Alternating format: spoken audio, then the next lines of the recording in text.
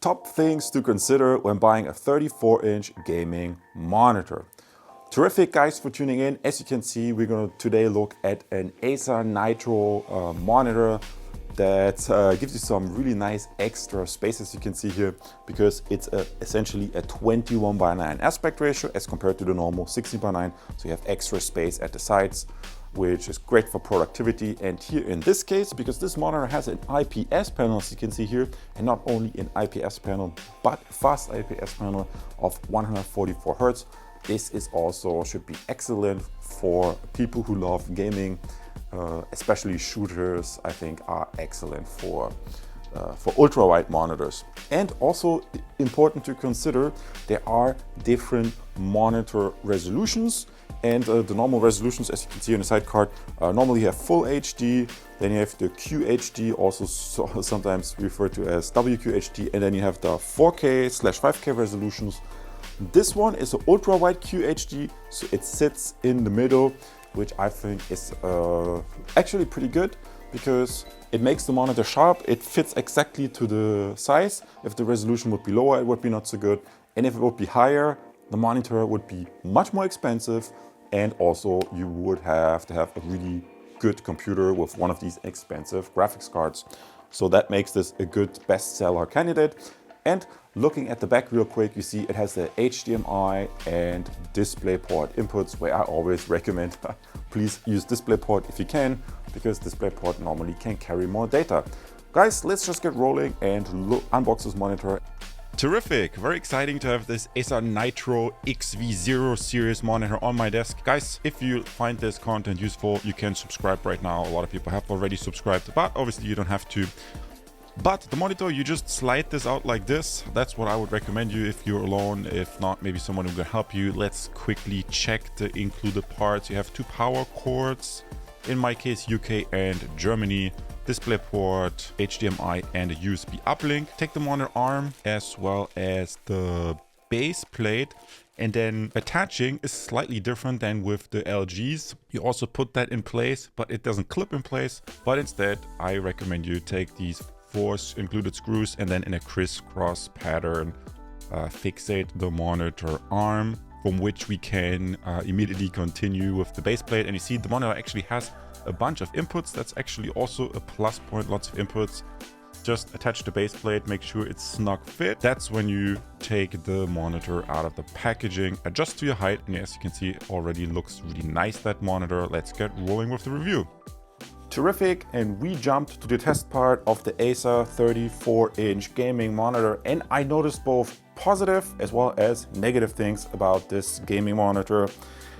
Let's start with something negative. I think it's not absolutely straight. You see this left corner is a little bit higher, then this is a little bit lower, so it's maybe a little bit of manufacturing tolerances could be improved.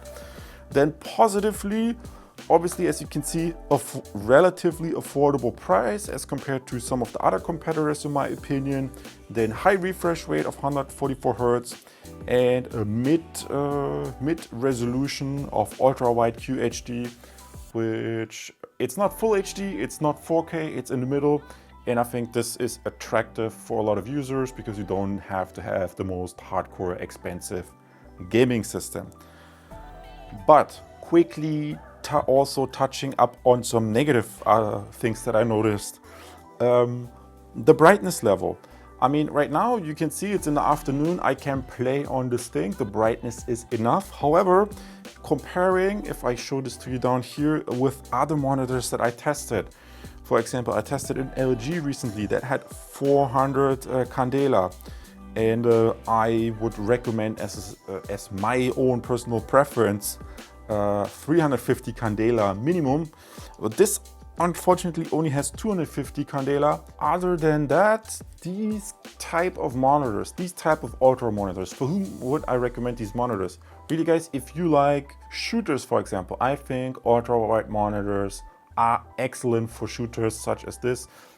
I really would prefer, if I'm a gamer, if I primarily game, I would always prefer these 21:9s that give you that extra space, because that's a lot of fun. So overall, 21:9 Acer gaming monitor is very nice. I'm escaping this compound here. some drones are trying to attack me, and but I have like this smart guided ammunition. In conclusion, this is a nice entry level, I would call this an entry level fast frame gaming monitor with an okay IPS panel, but not, in my opinion, not great IPS panel. And also notice it doesn't have a curvature, so you might, if your primary goal is gaming, you might also consider a monitor that has a curvature. Terrific! And what have we learned so far about this Acer Nitro 21x9 ultra-wide gaming monitor? Guys, I have you shown both some pros as well as cons about this Acer Nitro gaming monitor.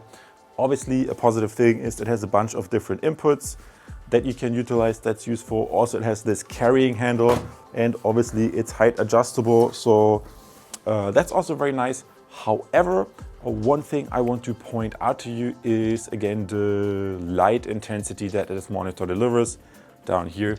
As I pointed out, this monitor has only 250 candela, and please consider for some people that may be a no-go, for others it might be totally okay depending on the light intensity in your room. As a rule of thumb, I would say if you want to use this during the day for productive tasks, when you know the sun directly hits into your room, then 250 candela I think is a little bit too low. Otherwise, when you know, okay, you only use that for games in a dark room, then that should be fine. Also, this is a straight 21x9. If you want to use this primarily for gaming, I would almost recommend a curved 21x9 because the curvature usually makes it more immersive as opposed to being a flat one. Guys, awesome for tuning in. Let me know what other questions you have about finding the best possible gaming monitor. Terrific for tuning in. I see you as a subscriber in the next video. Take care. And because you just watched my review, you can also be interested in comparing it, for example, against this curved LG monitor, which I tested for video editing and what proved to be especially useful for gaming.